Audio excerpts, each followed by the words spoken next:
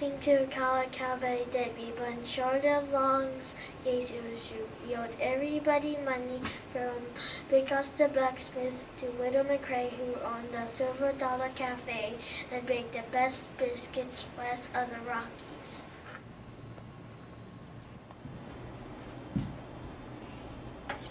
Shorty ain't a bad sort. He just hates to pay for anything he can get for free.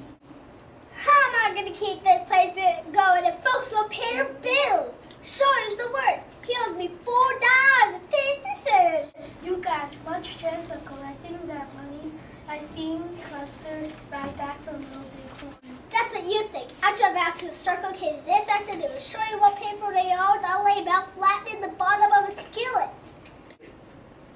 And so Will McCray went to Circle K Ranch to find Shorty. Doug police saw her coming and rode to the corral to warn Shorty.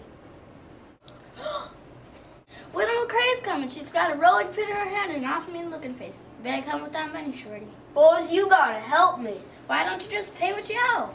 It ain't that simple. If I paid the widow back, everybody had to expect the same. I'd end up broker than a mess of eggs. So the boys decided to help Shorty, so they made a coffin and told Shorty to lie in it. What happened, Shorty? He's gone to the last round of bronchothrone. Limbs on his head. Poor Shorty. It hurts to see him like this. Where do you boys figure on burying him? Here in the ranch somewhere. That's not right. Shorty just does better than Saints Wrestling and Coyotes. I know you have no time to spare with the spring roundup coming on, but if you let me take Shorty down, I'll see he gets a decent burial. All right. Then it's settled. Some of you boys load Shorty onto the buckboard. Try not to bounce him around too much. I'll nail the lid down. Not just yet. I want to see Shorty one last time before I put him in the ground. Shorty Long is my friend. That was short news to Shorty, but he was thinking hard, mostly about what he'd like to do to Doug Pooley. Doug helped the widow load the coffin into the widow's wagon. Widow McCray then took Shorty up to Boot Hill next to a freshly dug grave. Shorty saw stars in the coffin hit the ground, but he kept quiet. Can you hear me, Shorty? If you can, listen good. I don't know if you're dead or not, but I'm going to keep my eyes on you all night. If you ain't moved by morning, into the ground you go. For the widow sat into the dark as she waited for Shorty to move. At about midnight, riders approached the gravesite up on Boot Hill.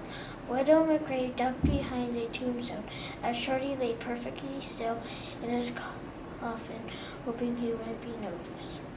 The riders stopped on the hill and lugged out their iron strongbox next to the open grave.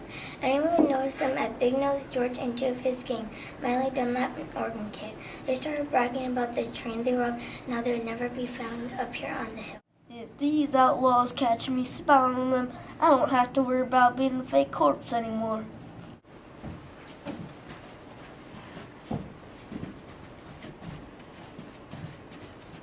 Stand back, boys. I'll settle it. Stand back into the blast the padlock.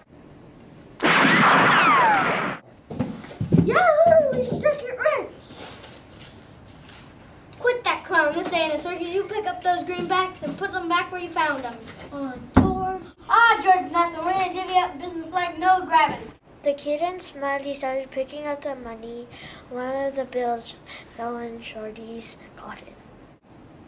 Holy Hannah, what's this? There's a dead end in here. Don't drop your britches, boys. Dead ends don't buy. Why, it's some poor cowpoke who's wearing had to wait till morning. They should cover it up and ain't decent leaving a fellow out in the open where the buzzards can get him. But that ain't none of our concern. Bring over those bills and let's get started. Can't we close the coffin first, then give you the willies? Sure, go ahead. The kids slammed the coffin lid right into Shorty's nose. Tears came to Shorty's eyes. He clenched his teeth that came from yelling. What's the matter? The lid won't fit. Let me try. Smiley tried sitting on his lid, smashing into Shorty's face. What's keeping you two? The lids won't lay flat. Let me see. Are you both cracked brain? Use your eyes. This feller's no 6 of a mile. Let's wait too long for the coffin. What do we do? Easy. He don't need a sniffer one. He's going. I'll cut it off with my Bowie knife. Hold on, boys. I ain't that dead. Run for the horses! The bandits ran to their horses and fled Boot Hill as fast as they could. Ha ha ha! I hope you learned your lesson. You nearly got your nose cut off for $4.50. $50 cents. Shorty was too embarrassed to say anything. He and the widow gathered the money and took it to the railroad agent in town. He gave them the $500 reward, and Shorty and the widow split evenly. I reckon we're even now. Not quite. You saw only $4.50. I have no change. How about I come back tomorrow and we'll settle up? I expect you. But so far as anyone knows, he hasn't paid her yet.